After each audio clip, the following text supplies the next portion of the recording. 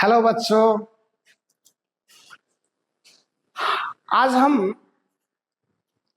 कुछ नया करना चाहते हैं और ये सोच रहे हैं कि दूसरे गति नियम पर किस तरह से हम आपके लिए इस लेक्चर को डिजाइन करें। खैर, हमने तो जब भी कोशिश किया है एक बेहतर ही करने का प्रयास किया ताकि आपको समझ में अच्छे से आवे। न्यूटन के दूसरे गति नियम की चर्चा करने से पहले मैं आपको जरूर ये बताना चाहूंगा कि पहले गति नियम को जब हम आपको समझा रहे थे तो वहां पर मैंने फोर्स के विषय में चर्चा की थी कि फोर्स यानी बल एक भौतिक कारण है, एक फिजिकल काउज है जो हमेशा वस्तु के अवस्था परिवर्तन में सहायक होता है, बल्कि उसी के वजह से वस्तु अपना विरामावस्था को गति में या गति से विराम में आने में सक्षम हो पाता है। पर यह बल या फोर्स हमेशा जरूरी नहीं है कि वस्तु में डिस्प्लेसमेंट या विस्थापन या उसके अवस्था में परिवर्तन कर दे।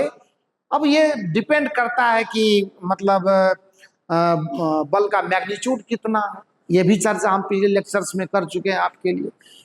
पर अब ये जो परिवर्तन है अवस्था में, इस परिवर्तन को हम किस रूप में देखते हैं, ये परिवर्तन कैसा है, गति में अगर वो परिवर्तन लाता है, वस्तु के गति में अगर वो परिवर्तन लाता है तो कैसे ये चीज प्रभावित करता है वेग को और बल की उसमें क्या भूमिका है। क्योंकि ये वो नियम है जिससे फोर्स का डेरिवेशन मिलता है, फोर्स का एक्सप्रेशन मिलता है। पहले गति नियम से फोर्स की परिभाषा मिलती है मात्र, लेकिन दूसरे गति नियम से बल का मैग्नीट्यूड यानी मैग्नीट्यूड ऑफ फोर्स का कैलकुलेशन करते हैं। तो एक्सीलरेशन यानी त्वरण को तो हम लोग पहले से जानते ही हैं और हम लोगों ने तो उस समय में काइनेमेटिक्स में त्वरण पर बात की थी कि चलो त्वरण ही वो एजेंट है, वो फिजिकल क्वांटिटी है जो वस्तु के वेग को परिवर्तित करता है, बढ़ाने का काम करता है। अपोजिट डायरेक्शन में करने लगे काम तो वो वेलोसिटी को रिड्यूस करता है, घटाने का काम करता है। उसे मंदन, डिसेलरेशन या रिटार्डेशन दोनों नाम लेते हैं इंग्लिश में उसका। खैर, वो सारी बातें तो अभी रास्ते में खूब होगी। अगले चैप्टर को पढ़ते जाएंगे, पीछे के कॉन्सेप्ट को उसके साथ ऐड करते जाएंगे और अच्छे अच्छे सवाल बनाते जाएंगे और कॉन्सेप्ट को बिल्डअप करते जाएंगे। लक्ष्य यही है हमारा कि आपको इतना बेहतरीन ढंग से तैयार कर दिया जाए, इतने बेहतरीन ढंग से सब्जेक्ट को आप सीख लें कि आपको आने वाले अपर क्लासेस में, बड़े एग्जामिनेशन में भी फिजिक्स आपको बखूबी साथ दे।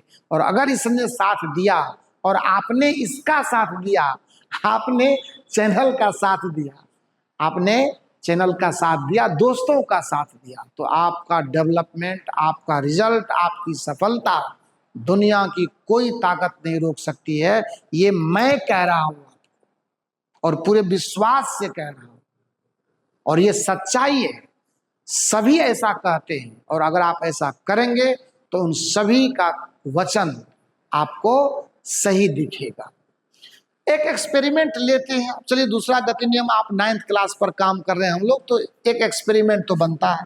देखिए, साधारण सा एक्सपेरिमेंट करते हैं और यही अपर क्लासेस में भी, क्योंकि कॉन्सेप्ट सिखाना बहादुरी है, बड़े बड़े स्टाइल मारना वो बहादुरी नहीं है।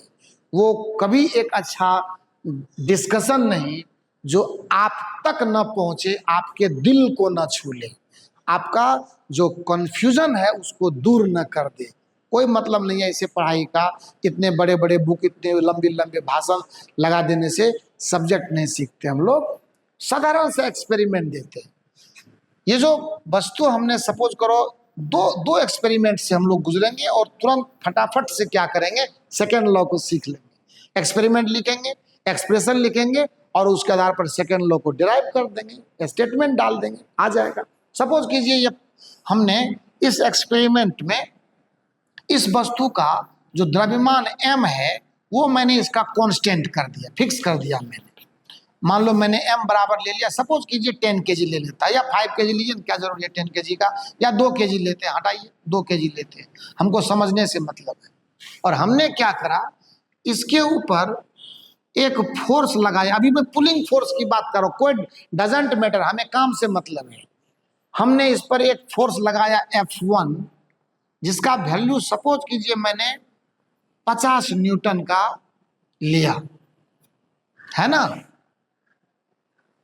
तो मास का वैल्यू अभी आप रहने दीजिए, मास का वैल्यू मैं कांस्टेंट सीधा लिख देता हूं कि मास को हमने कांस्टेंट कर दिया, हमने मास को कांस्टेंट कर दिया, मास को फिक्स कर दिया, जो है सो है। अब हम क्या देखते हैं कि ये वस्तु चलती है, तो आज मैं पहली बार आपको बता रहा हूं कि त्वरण पैदा करता है बल। तो न्यूटन साहब का ये हम लोगों ने एक्सपेरिमेंट नहीं किया, ये उस जमाने का उन्होंने किया होगा, ऐसी सोच है, ऐसा मतलब हम लोग कल्पना करते हैं। तो सपोज कीजिए कि कुछ एक्सीलरेशन A1 आया, आया, ठीक है, ठीक है, फिर वस्तु को पकड़ के लाए वहां पर, एक्सपेरिमेंट को रिपीट किया मैंने, इसको मैंने क्या कर दिया, फोर्स को बढ़ा करके अब मैंने 100 न्यूटन कर दिया। तो हम क्या देखते हैं कि इसका जो वैल्यू है वो A1 से बढ़ करके क्या हो जा रहा है, इसके हिसाब से अगर देखा जाए तो ये कुछ ट्वाइस A1, चूंकि हमने क्या किया, यहाँ पे फोर्स को दुगुना किया।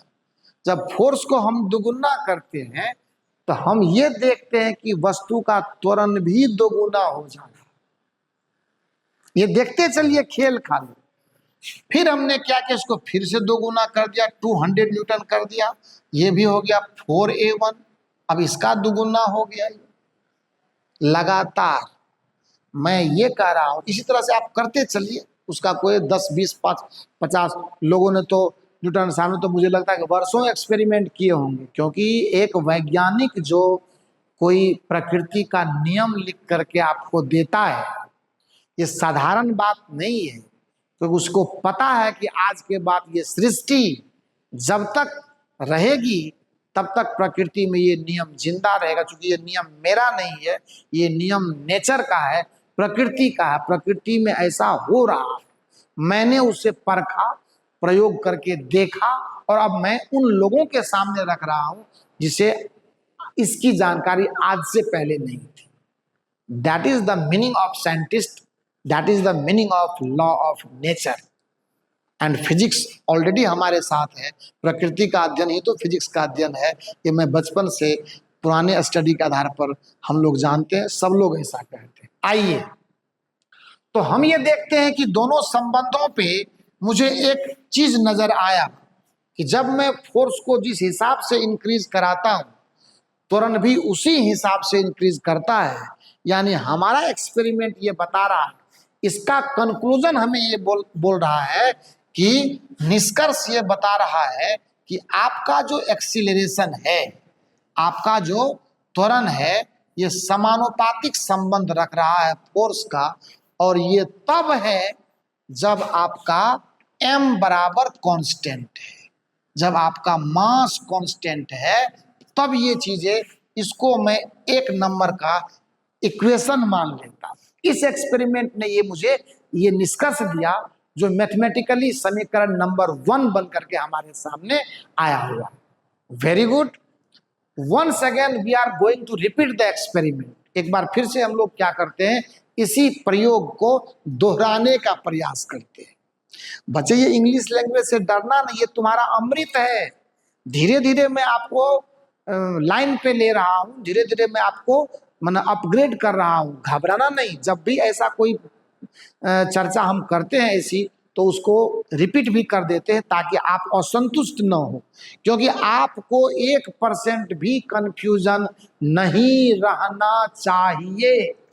10 बार हो वीडियो को देखो, तुम्हारा जीवन है ये, तुम्हारा लाइफ है ये, मैं कह रहा हूं आपसे। देखा जाए, रिपीट करते हैं, रिपीट करते हैं एक्सपेरिमेंट को, और अब रिपीट जो मैं कर रहा हूं ना, इसमें थोड़ा धुन बदल जाएगा।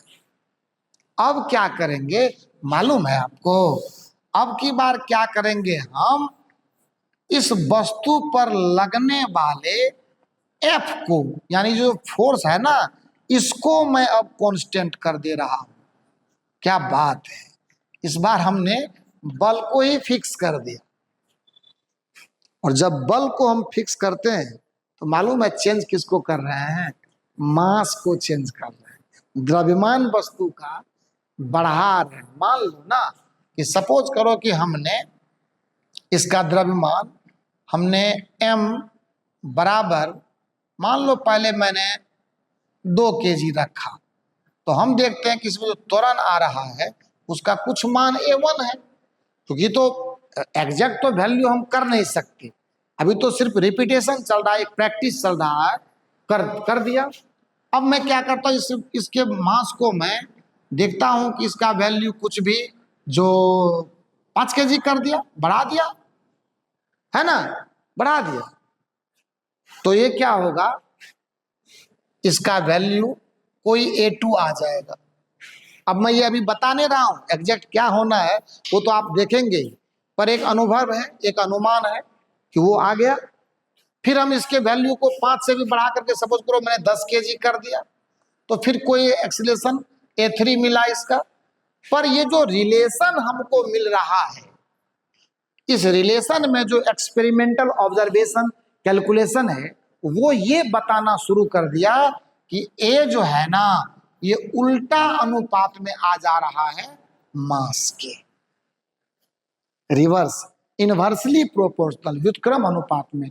अगर जिस हिसाब से मैं मास को बढ़ाता हूं उसी हिसाब से अगर मैं दुगुना करूं तो वो आधा हो जाए, है ना, तो उसी हिसाब से जो है त्वरण परिवर्तित होता। मास बढ़ाएंगे तो त्वरण का मान घटता। और सिंपल एक्सपेरिमेंट देखो ना आप, कि एक कम द्रव्यमान की वस्तु लो, उतने ही बल से धक्का मारो, थोड़ा तेज चलेगा, वही बल लगाओ, द्रव्यमान उसका दुगुना कर दो, वस्तु थोड़ी स्लो चलने लगेगी। और द्रव्यमान को बढ़ा दो, बल का उतना ही वैल्यू रखो, वस्तु और स्लो हो जाएगी। आप भी घर में कर सकते हो, ये कोई बड़ी बात नहीं। और अब जो है ये तब हुआ मुझे जब मेरा F बराबर कांस्टेंट मिला। अब दोनों ही समीकरण को एक साथ हम लोग लिखने की कोशिश कर रहे हैं। इसको मैं थोड़ा इरेज कर देता हूं, है ना, क्योंकि आपके पास तो व्यवस्था है, आप तो सब कुछ कर सकते हैं। अब मुझे क्या मिलता है कि पहले एक्सपेरिमेंट का निष्कर्ष ये वाला, दूसरे एक्सपेरिमेंट का निष्कर्ष ये वाला, और जब मैं इस दोनों को लिखता हूं एक साथ, 1 और 2 को एक साथ लिखने पर को एक साथ लाते हैं, एक साथ लाते हैं। व्यवस्थाओं पे तो जाना ही चाहिए लेकिन उसके साथ साथ लेक्चर के कंटेंट सबसे महत्वपूर्ण होते हैं, ये हमेशा ध्यान रखना। जो लेक्चर में चीजें आप स्टडी करते हैं, जो आप ऑब्जर्व करते हैं, जो आप समझते हैं, जो सीखते हैं, वो महत्वपूर्ण है। और समय के साथ तो सबको चलना चाहिए। समय आ रहा है, हम भी आपके साथ चलेंगे, और अभी तो चल ही रहे हैं। तो क्या होगा, A प्रोपोर्शनल F बट्टा M आ जाएगा, है ना। लेकिन याद रखना, ये तो फिजिक्स है, शर्त क्या आएगा, जब F और M दोनों बदलते रहे। क्योंकि याद रखिएगा दोनों चेंज हो। क्यों, पहले इक्वेशन में आप देखें कि A प्रोपोर्शनल टू F जब M कांस्टेंट, दूसरे में आपने देखा कि A प्रोपोर्शनल टू 1/m जब F कांस्टेंट। तो तब दोनों को जब लिखे तो आप कहेंगे कि A प्रोपोर्शनल टू F/m जब F और M दोनों कांस्टेंट। और जब F और M दोनों कांस्टेंट हो जाएगा, सिंगल वैल्यू,